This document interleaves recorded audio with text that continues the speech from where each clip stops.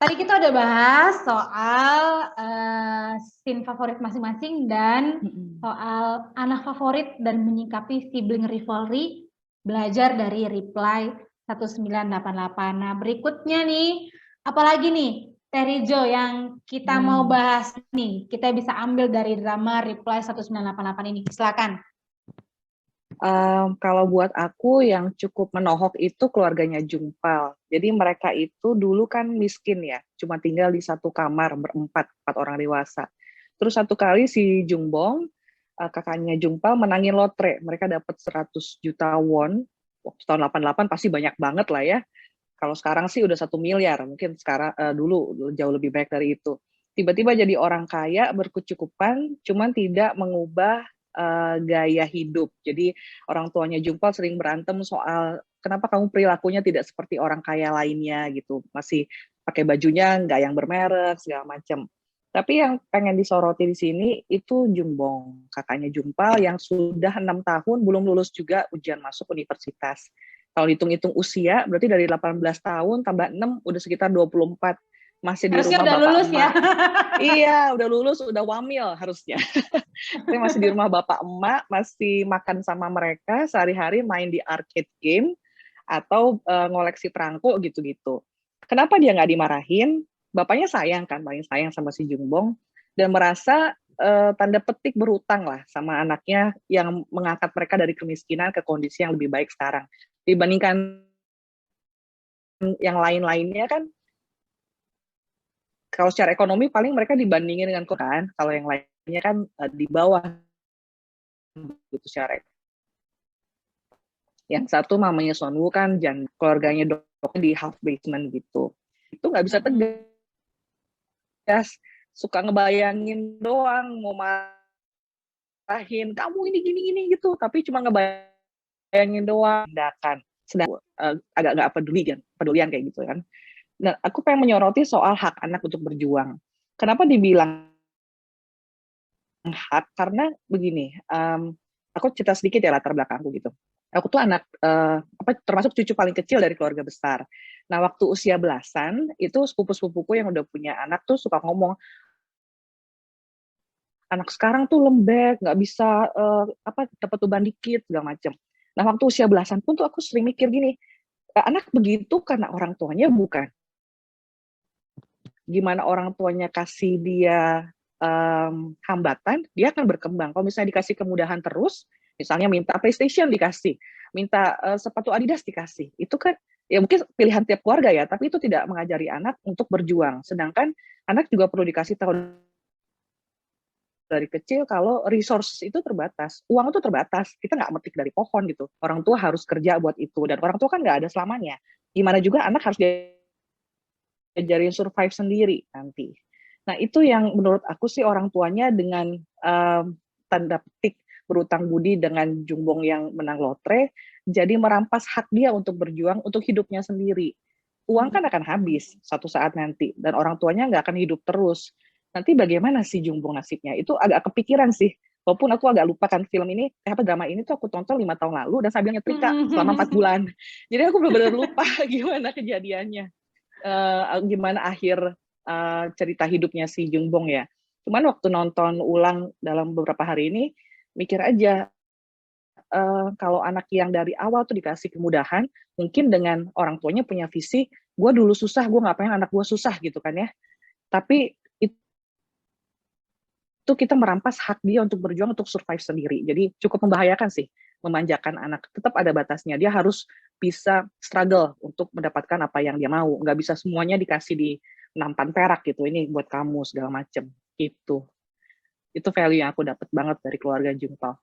Ya juga ya, jadi kepikiran, jadi kayak misalnya buat orang tua yang sebelumnya pernah hidup dalam tanda kutip ya nggak enak, misalnya orang tuanya nggak punya magic jar misalnya gitu, dia harus makan dengan nasi kering. Anaknya tentu akan merasa baik-baik aja kok, ini nasi kering ini masih enak kok, masih bisa dimakan gitu sebenarnya. Tapi kalau misalnya memang dari kecil anaknya udah dibiasakan dengan fasilitas misalnya punya magic jar, nasi selalu hangat, selalu apa namanya, makan nasi kemarin tuh enggak deh gitu, nasinya selalu baru, selalu empuk. Mungkin dia kalau pas, siapa yang bisa jamin nanti dia pas gedenya bakal berkecukupan gitu kayak gitu, juga. bisa kayak gitu juga. Dan ya sih, ya juga sih, benar-benar. Saya juga baru melihat sisi itu setelah ngobrol sama Teriza tadi. Iya juga ya, itu merampas hak anak buat berjuang ya sebenarnya ya. Iya, itu hak dia. Kalau dari Landy mungkin mau tambahin? Dari Landy mungkin ada lagi yang mau ditambahkan soal ini? Aku tuh sebenarnya ngelihatnya tidak dari sisi parenting, tapi karena yang relate banget sama aku keluarga Dokson, jadi aku kalau sama keluarga Jumpal ini, bahkan aku pernah menulis di blog tuh, ini keluarga yang paling ideal menurutku di Reply 88. Maksudku ideal karena mereka dari segi ekonomi cukup, jadi nggak kepikiran buat membedakan memberikan anak sesuatu gitu, ibunya dengan royal ngasih sepatu bermerek gitu. Dan itu sebenarnya yang aku alami seperti saat ini, bener. Jadi kayak ini bener-bener ngobrol sama Kak Riza jadi membuka mataku banget sih. Awalnya aku sangat relate dengan persaudaraannya Dokson, tapi kalau dari segi mendidik anak mungkin aku lebih ke Jumpal sih. Memang nggak ada orang tua yang pingin anaknya susah gitu. Susah juga. Iya, jadi zaman kita dulu tiap hari naik angkot biasa aja. Terus aku tuh pernah naik angkot, nungguin angkot tuh saking lamanya tuh sampai nangis di jalan tuh aku juga pernah gitu. Sekarang anakku bahkan panas tuh nggak boleh gitu. Jadi sebelum anakku pulang aku udah jemput duluan gitu. Jadi mereka tidak kuizinkan untuk menunggu di sekolah terlalu lama gitu. Jadi iya benar-benar Kak Riza. Dan maksudku gini loh. Mungkin juga karena zaman sekarang tuh berbeda sama zaman dulu gitu. Zaman dulu orang tua mudah sekali mempercayakan kepada anak gitu, karena memang zaman dulu orang sangat sangat susah juga gitu. Kalau kayak Grab car gitu kan susah ya. Kalau zaman sekarang kan kemudahan teknologi gampang, semua serba cepat, semua serba itu tuh ternyata berpengaruh ke pendidikan pengasuhan ke anak juga ya. Kalau dari sisi aku ya, yang punya sepupu-sepupu dan keponakan-keponakan yang sekarang udah gede, udah 20-an tahun, dan melihat bagaimana orang tuanya dulu, karena dulu hidupnya susah, anaknya nggak mau susah, itu ngaruh. Cuman begini, kita perlu membedakan antara memanjakan sama kita menggunakan teknologi. Kalau misalnya sekolah anaknya tuh di pinggir jalan raya, terus nggak ada satpam yang jaga, ya kita juga nggak mau on time kan kalau jemput. Kita nggak biarin anak kita berkeliaran di luar, karena keamanan zaman dulu beda sama zaman sekarang. Kita orang tua fleksibel juga sih dengan keadaan zaman. Tapi gimana kita tuh kasih tantangan ke anak supaya mereka nggak ngerasa hidupnya selalu baik dan mudah. Misalnya gini, Ma pengen main game, berapa lama? 10 jam, weekend doang sampai malam. Oh dikasih, nggak apa-apa. Itu masa sosialisasi anak main game online. Terserah gitu. Cuman kita di keluarga kan punya aturan, tidur jam segini, makan jam segini, dan itu kan bukan cuman hidup kamu, tapi hidup anggota keluarga yang lain. Kayak gitu sih yang menurut aku sih agak tergerus, dan itu bikin orang banyak anak zaman sekarang lembek. Anak zaman sekarang apa?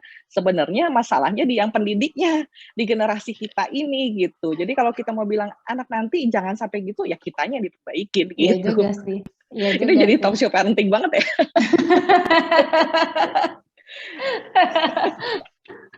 Bener Kak Rizo, jadi terbuka. Aduh. Nah, you think he can survive in real world? Nah itu. Bisa itu juga jadi kekhawatiran yang tadi disampaikan sama Terida, juga jadi kekhawatiran ibu yang disampaikan sama ibunya ya. Ibunya juga udah mikir kayak gitu sebenarnya. Betul. Kalau ngeliat keluarganya memang berkecukupan banget, nggak ada kekurangan materi kan. Cuma yang sangat pinter ngeles.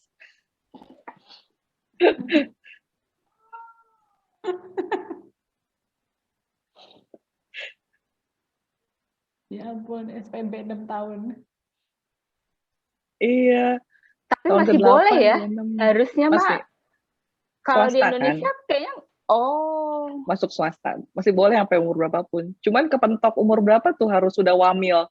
Jadi ya nggak kebayang sih selesai umur berapa kuliah. 28 sih wamil tuh maksimal. Iya, iya. 2 tahun kuliah, terus tinggal lagi 2 tahun, wamil, balik-balik kuliah umur 30.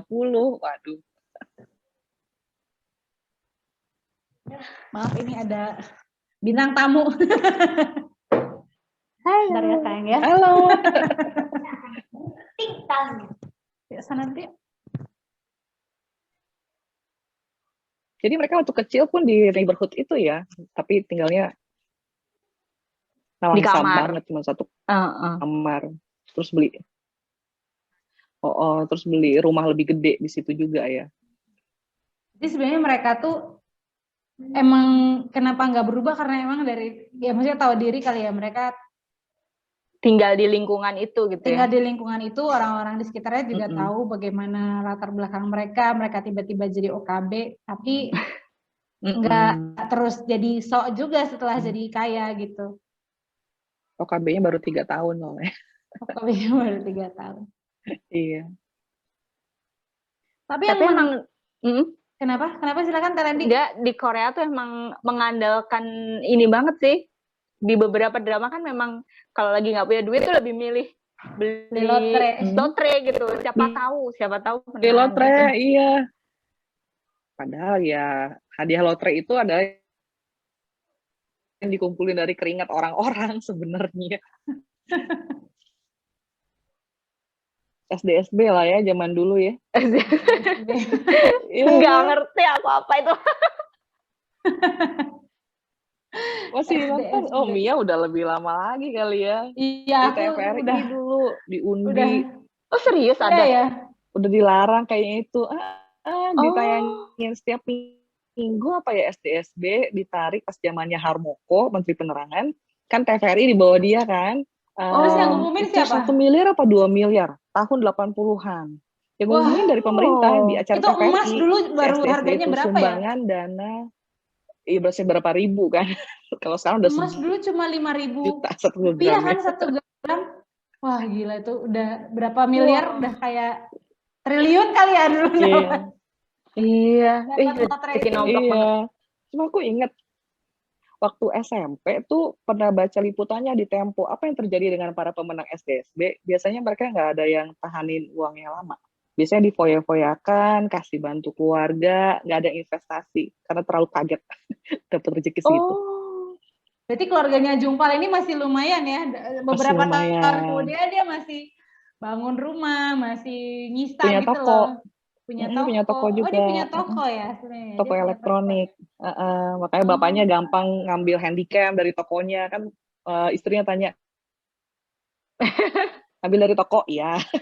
Itu konyol banget sih hobi ngerekam itu.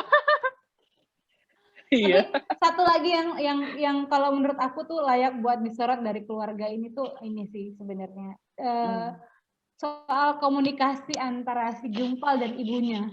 Kan Jungpal itu benar-benar tipikal anak laki-laki pada umumnya ya, yang nggak pernah cerita apa-apa sama ibunya. Udah berangkat sekolah mah pergi, assalamualaikum, udah pulang, assalamualaikum, udah pulang, udah nggak ada ngobrol apa tadi di sekolah ada apa.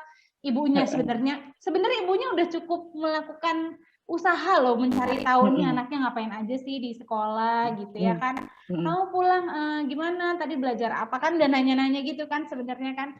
Terus kok anaknya tuh herannya di sekolah sepatunya dipalak tapi nggak ngomong sama orang tuanya.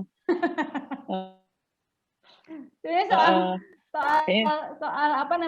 kenapa ya itu juga sebenarnya kan juga terjadi gitu di keluarga, terutama keluarga yang punya anak laki-laki gitu. Biasanya kan gitu. Gimana tuh Kak Rijo? Karena anak laki masih 8 tahun masih semua diceritain. Cuma ya keluarga sendiri ya punya adik cowok, memang mereka cenderung lebih nyimpen kan, lebih ya masalah kecil kayak dipalak udah selesai kok, pasti ada sendal yang dipakai gitu kan. Aku malah ngelihat dari reply ini keluarganya Sonwoo itu yang extraordinary. Kayak anak cowok SMA 18 tahun masih cerita segala macam ke mamanya, itu luar biasa loh. Walaupun mungkin ada sedikit rasa bersalah karena papanya udah nggak ada kan, jadi dia mau menjaga mamanya. Kalau dari Landy gimana? Kalau soal komunikasi paling bagus tuh mereka berdua deh, anak sama mama itu. Komunikasi, iya sih, kayaknya keluarga Sonwood. Iya, keluarga Sonwood yang paling adorable kalau masalah komunikasi. Tapi mungkin karena Sonwoo ngerasa kayak dia tuh jadi kepala keluarga, jadi dia harus melindungi mama sama adiknya gitu. Jadi apa yang dia rasain, dia ngomong terus terang sama orang tuanya biar ibunya lebih ringan gitu. Tapi sebenarnya ibunya juga nggak kalah apa sih, ada barrier juga sama anaknya. Buktinya kalau ngobrol bertiga sama ibunya Jungpal sama ibunya si Doksun juga sering mengeluh, aku juga nggak tahu soal anakku, sama aku juga nggak tahu. Jadi sebenarnya ini yang aku harus pelajari sih, karena belum punya anak remaja juga gitu. Jadi gimana kita bisa nyaman ngobrol sama anak remaja, terus membuka. Tapi mungkin kalau anak perempuan beda sih ya. Kalau anaknya kan perempuan semua, jadi kayaknya lebih sering cerita gitu. Kalau sama keluarga laki, kalau sama anak laki, aku nggak bisa anu juga.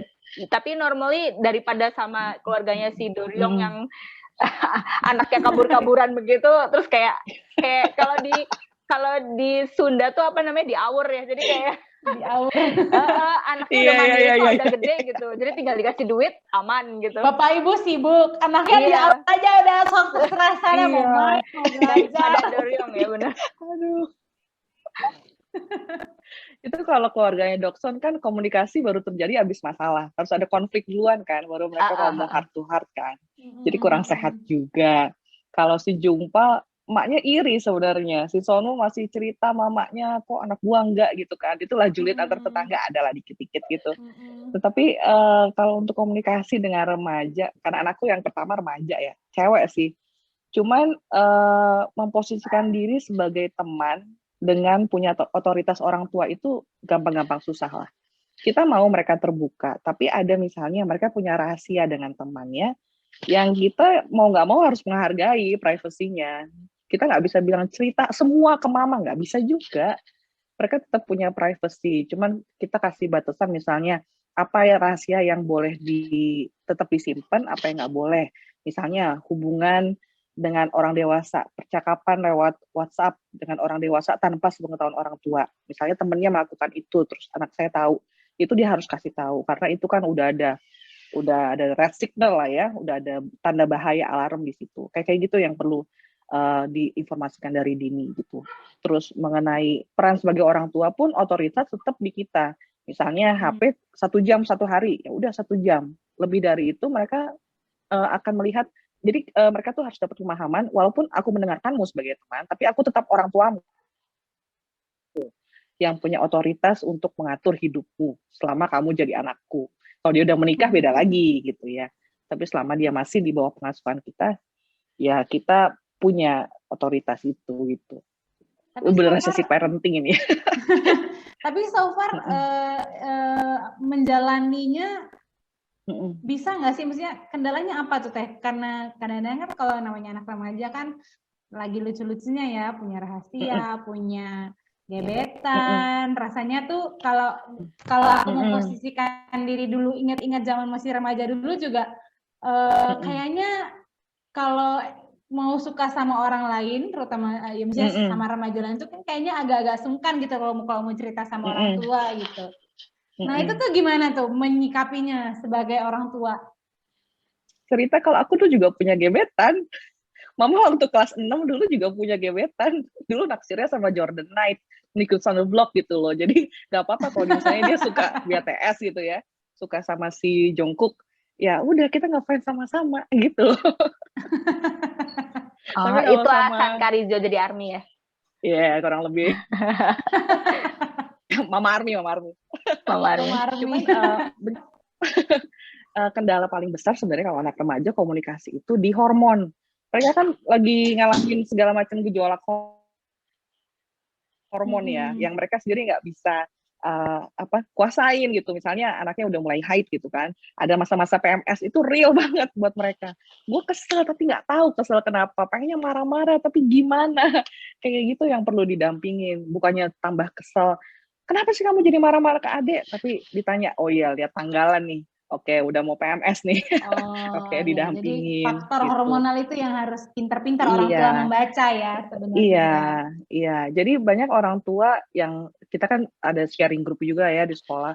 Anakku dulu kalau kemana-mana ikut, sekarang ayo ikut mama ke toko atau belanja sayur. Enggak ah, mau di rumah aja, mau main game online tuh kan, ngerasa disconnected gitu sama anaknya. Ya itu memang harus kerja keras sih. Orang tua kita dulu juga pernah kok disconnected dengan kita gitu. Ya jangan kejadian lagi gitu kalau bisa sih. Kalau dari keluarga gue sih begitu. Kalau Lendi gimana? Masih belum remaja ya anaknya? Belum, masih akan sih, udah kelas 5 tapi masih anak-anak banget ya anak aku mah, jadi belum bisa ngasih pendapat guys. Masih dikasih tahu A, masih ini ya misalnya menurut A gitu. Kenapa sih harus A? Nggak ada challenge gitu ya dari anaknya gitu? Oh misalnya. ada bedanya anak sekarang sama dulu ya Len ya.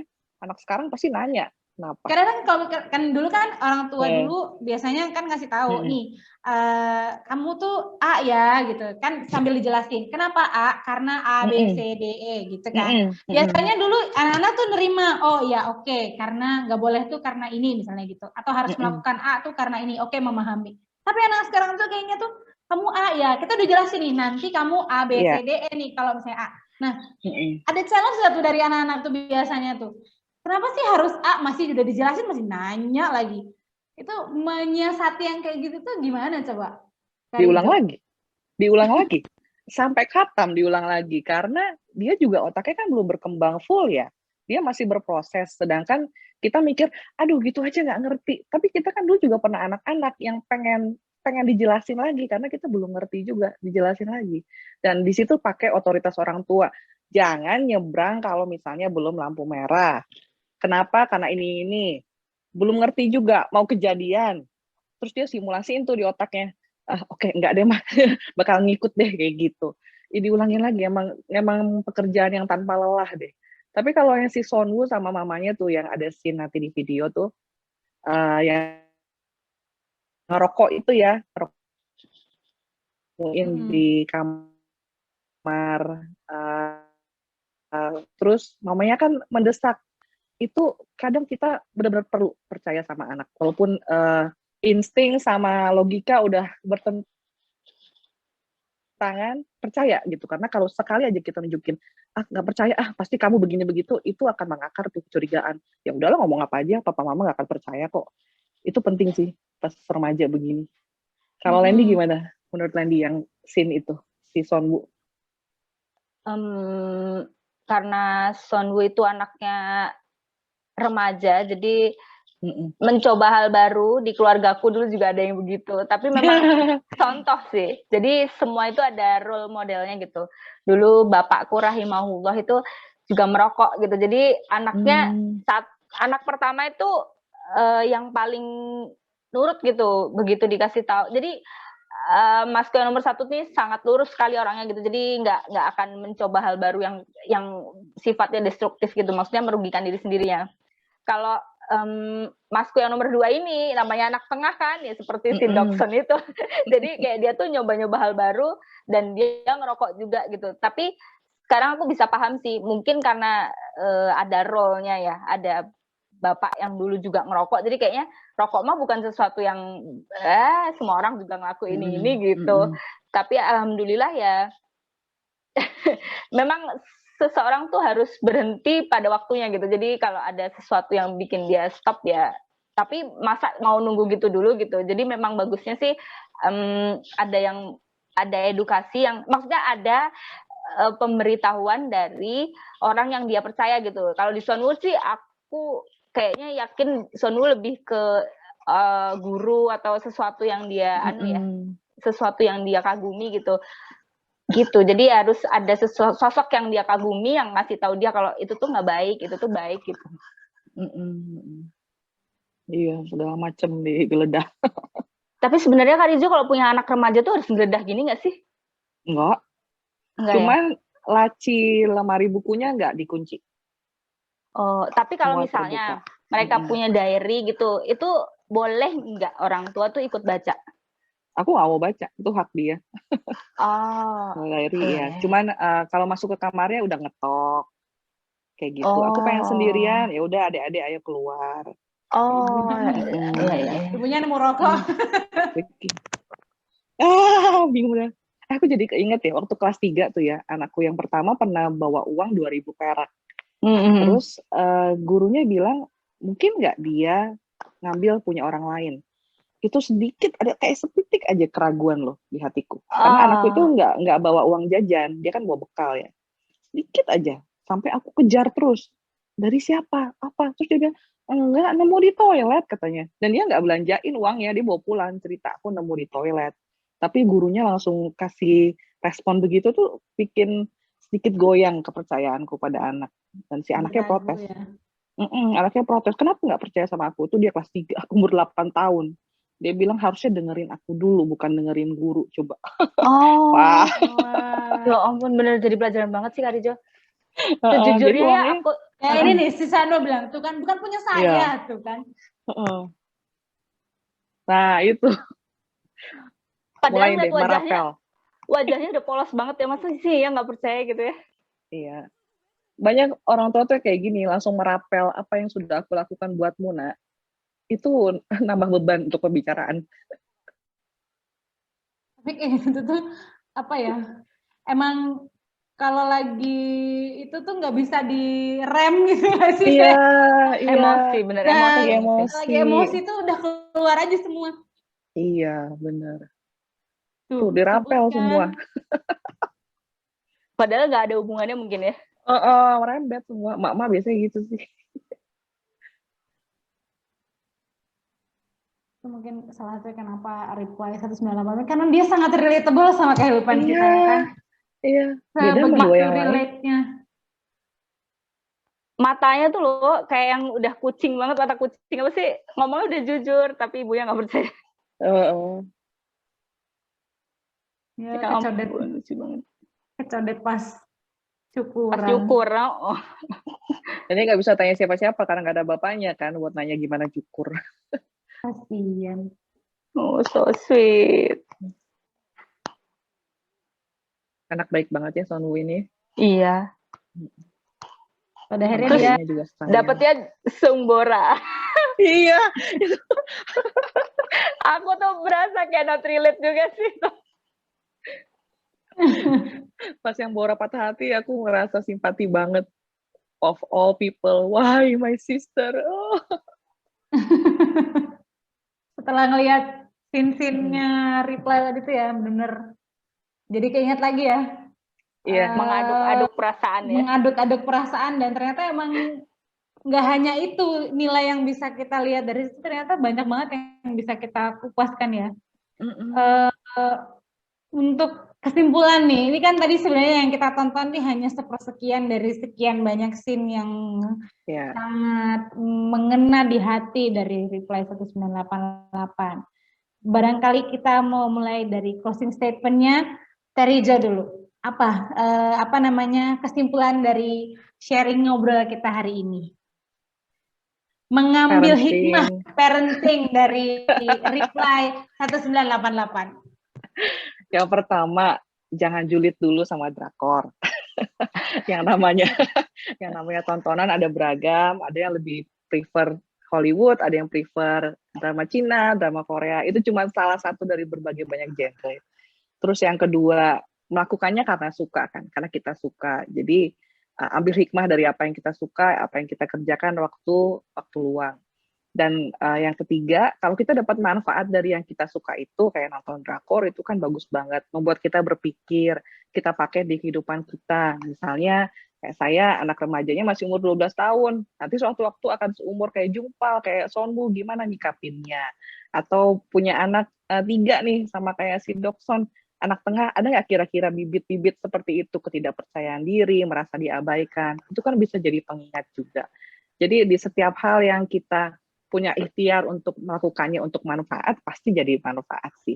Ayo nonton drakor, ayo tuliskan apa yang berkena di hatimu guest post buat drakorclass.com ditunggu ya.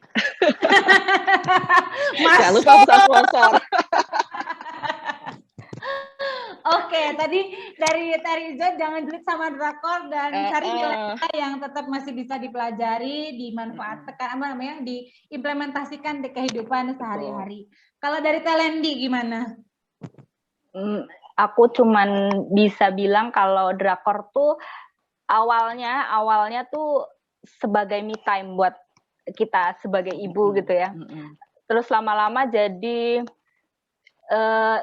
malah jadi ladang bermainku gitu. Jadi aku kalau nonton udah nggak cuman lihat dari pemain ini ganteng, pemain ini cantik gitu doang. Tapi pasti kayak bener kata Karijo, ada value yang bisa kita ambil. Kalau itu memang nggak bagus, value-nya ya jangan ditiru. Tapi kalau misalnya itu bagus, bisa kita ambil manfaatnya. Karena kita kan sudah dewasa, pasti bisa membedakan mana yang baik sama mana yang buruk gitu.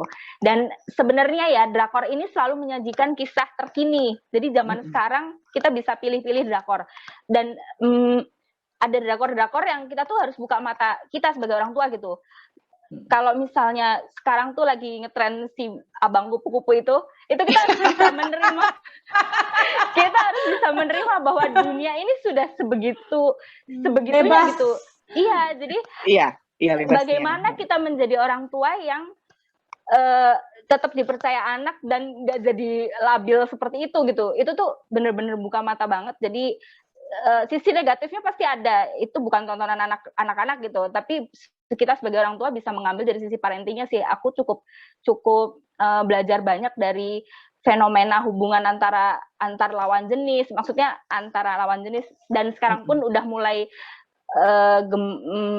mulai hubungan sejenis juga gitu. Jadi aware sebagai orang tua itu harus bagaimana ke anak menciptakan, sebenarnya kata Kak Ijo kayak menciptakan bagaimana hubungan bonding yang bagus, bagaimana kita meletakkan porsi kepercayaan orang tua sama anak-anak gitu.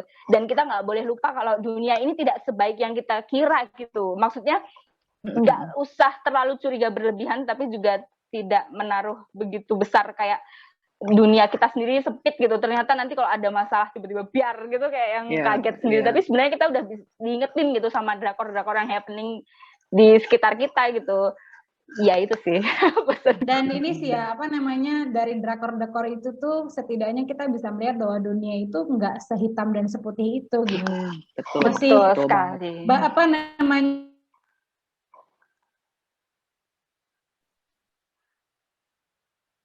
kita nggak jadi kayak gitu. Gimana cara supaya kita bisa ngambil nilai-nilai yang baik dari tontonan itu gitu ya kan? Oke, terima kasih banyak loh atas diskusi kita yang sangat fruitful hari ini. Dan Telendi, thank you juga Ibu. Mudah-mudahan ini bisa jadi manfaat juga buat yang nonton ya. Dan juga memasyarakatkan drakor dan mendrakorkan masyarakat ya. Yeay.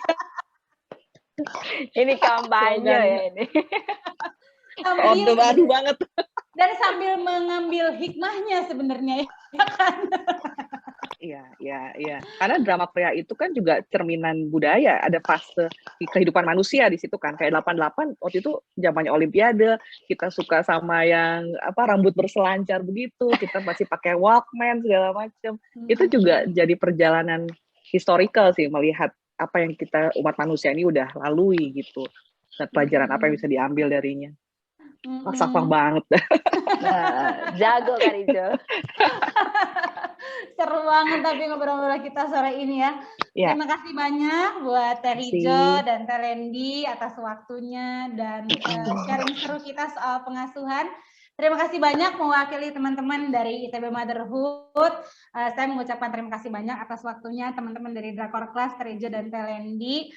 Udah berbagi dan sharing nilai-nilai value yang bisa kita lihat dari Reply 1988. Makanya buat teman-teman yang penasaran, emang cuman itu doang nih nilainya, makanya tonton. Nggak ada ruginya sih menurut aku ya, dan karena emang menurut aku sedalam itu nilai yang bisa diambil dari drama ini. Walaupun emang nontonnya mesti sambil melakukan hal yang lain yang bermanfaat, misalnya sambil nyetrika kali ya. Iya, Jadi lama banget 1,5 jam dan 20 episode ya kan. Iya.